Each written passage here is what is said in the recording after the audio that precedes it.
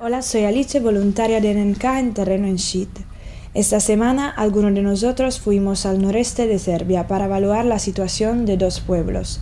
Orgoš, un pequeño pueblo ubicado en la frontera entre Serbia y Hungría, y Majdan, un pueblo rural en la frontera entre Serbia y Rumanía. Estos dos pueblos se encuentran a tan solo 25 minutos en coche el uno del otro, pero a pesar de la corta distancia, el espacio que los separa determina dos rutas distintas para llegar a UE. Uno a través de la bahía de Hungría y el otro a través de la indeterminable llanura de Rumanía. En Orgoš visitamos un lugar aislado donde hay algunas construcciones abandonadas y actualmente las ocupan entre 400 y 500 personas en tránsito. Las nacionalidades que más destacan entre ellos son Egipto, Siria, Kurdistán y Afganistán. Pasamos un rato con ellos bebiendo chai, hablando y tratando de entender cuál es la dinámica del lugar, cuáles son las necesidades y cuáles son los mayores problemas con la policía y la población local. Durante nuestra estancia tuvimos la oportunidad de hablar con un grupo de 10 kurdos, los cuales nos dijeron que acababan de regresar de la frontera, donde la policía los empujó hacia atrás. Caminando por este inmenso lugar, también conocimos a niños y a mujeres. A primera vista, este lugar podría habernos recordado un lugar en Medio Oriente, pero al observar todo más en detalle, tuvimos la percepción de estar en un no lugar y nos dimos cuenta de que la atmósfera que estaban respirando se caracterizaba en realidad por un sentimiento generalizado de espera. Después de unas horas nos trasladamos de Orgoš a Majdan. Entramos el pueblo cuando ya estaba oscuro y llegamos a un almacén abandonado donde se encuentran 150 personas en tránsito, tratando de llegar a Rumanía, según nos dijeron. Nos fue imposible contar la cantidad de carpas que había dentro del edificio. De hecho, muchas de estas también se habían montado en el exterior, porque el espacio al interior ya estaba agotado. A pesar del poco tiempo que pasamos en este lugar, hemos sido testigos de la consecuencia de un pushback infligido por la policía fronteriza rumena. Dos chicos vinieron caminando desde la carretera principal y nos dijeron que la policía los había golpeado y deportado a Serbia algunas horas antes. Cuando llegó la noche salimos de Majdan, nos dirigimos hacia Šid y durante las 3 horas y media de trayecto nuestro pensamiento se concentraba en la locura de trazar líneas que definen legalidad e ilegalidad de muchas personas. Hemos constatado que en ambos pueblos, Orgoš y Majdan, se está registrando un aumento de la persona en tránsito.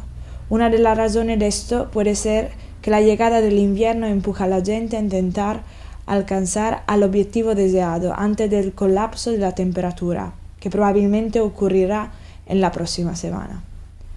En Šid también estamos presenciando el mismo fenómeno.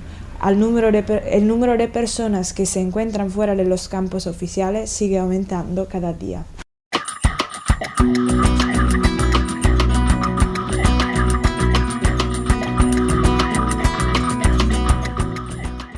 Hola a todas y a todos, soy Mara y formo parte del equipo de la Kitchen en Patras, Grecia. Durante estas semanas, el flujo de personas en movimiento hacia Patras ha crecido y las fábricas, abarrotadas, acogen el mayor número de personas desde hace 2 meses. Más de 100 chicos de origen afgano, pakistaní e iraní esperan su oportunidad para cruzar a Italia, tras haberse decidido por esta ruta migratoria y evitar así los Balcanes durante el invierno. Patras surge como una oportunidad para dejar atrás este país cárcel, y muchos de ellos deciden probar suerte para terminar por fin su viaje. Hace años que salieron de Afganistán, Irán o Pakistán, y tras haber malvivido en Turquía y Grecia, quieren llegar a Europa Occidental para reunirse con sus familias y amigos, encontrar un trabajo que les permita llegar a final de mes y poder levantarse cada día con una sensación de tranquilidad. La semana pasada llegaron las primeras personas que habían conseguido salir de Afganistán tras la última crisis que culminó en agosto con la conquista talibán. Son personas que tuvieron que abandonar rápidamente su país, ya que, tal y como nos cuentan, el gobierno del recién creado Emirato Islámico de Afganistán amenaza sus vidas. La ausencia de respuesta desde la comunidad internacional les obligó a utilizar las vías migratorias irregulares para llegar hasta Grecia, empleando miles de euros en ello, caminando durante días y noches y sufriendo abusos de la policía en las distintas fronteras. Todavía son pocos y probablemente los más afortunados, aquellos que, por su posición en Afganistán o por sus ingresos económicos, han podido llegar hasta aquí en 2 meses. Pero imaginamos que este número aumentará a lo largo de las semanas. La situación dentro de las fábricas es desesperante y cada vez más incisiva según se enfrían los días.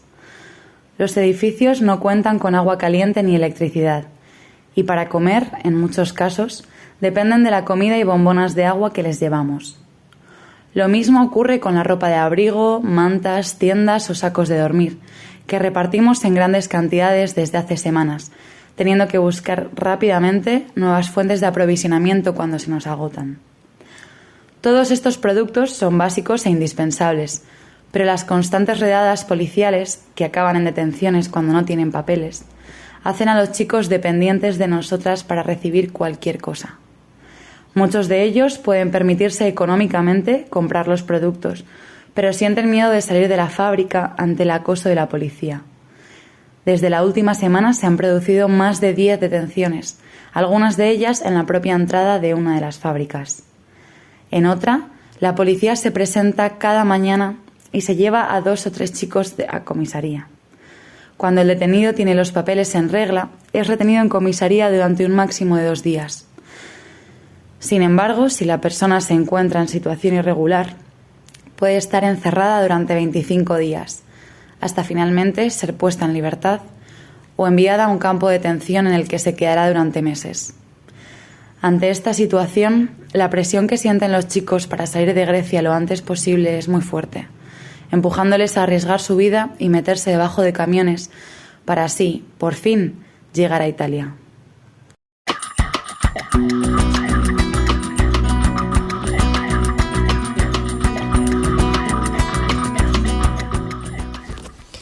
Hola a todos, soy Adi, un voluntario de Solidary Wheels, transmitiendo desde la ciudad autónoma de Melilla, en la frontera sur. En este podcast quiero enfocarme en por qué hay cada vez menos personas haciendo esquí para llegar a la península y las ventajas y las desventajas de la nueva alternativa a corto y largo plazo. Esquí se refiere a cuando intentan entrar como polizones a los barcos que van a la península. Hay 2 razones por las que el colectivo con el que trabajamos principalmente, personas en movimiento en situación de calle y también los chavales extutelados por la ciudad autónoma, hacen esquí. En primer lugar, muchos carecen de la documentación necesaria para salir de Melilla. En segundo lugar, les falta dinero para comprar un billete de ferry, que cuesta 60 euros aproximadamente. Sin embargo, el segundo factor financiero se ha convertido en el obstáculo principal y más urgente para los que quieren viajar. A diferencia de antes, cuando no se respetaba el derecho a pedir asilo de todas personas, indiferentemente de su nacionalidad, ahora tanto las personas marroquíes como las personas provenientes de otros países pueden solicitar asilo y de esta manera llegar a la península por vía legal. Es por eso que ahora hay cada vez menos personas haciendo esquí en el puerto. La búsqueda de fondos para pagar los billetes de ferry se ha convertido en una nueva prioridad para nosotras, para que no tengan que seguir arriesgando su vida una vez han conseguido los papeles necesarios para viajar. Sin embargo, a pesar de lo positivo de este cambio, cabe mencionar que no es un remedio mágico que facilita la salida del limbo legal. En la península, muchos se encuentran en condiciones igualmente precarias que las de Melilla.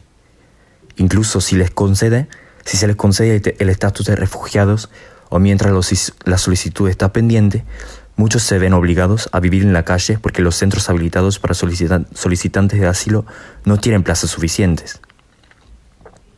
Además, si la solicitud es denegada, se encuentran en una situación irregular parecida a la de antes, una vida sin papeles y con la amenaza de tener una orden de expulsión en cualquier momento. Por eso, mientras reconocemos el aspecto positivo de estos cambios recientes, seguimos abogando y luchando no solo por vías seguras y legales a Europa, sino también por condiciones de vida dignas a través de la regularización a largo plazo de todas estas personas.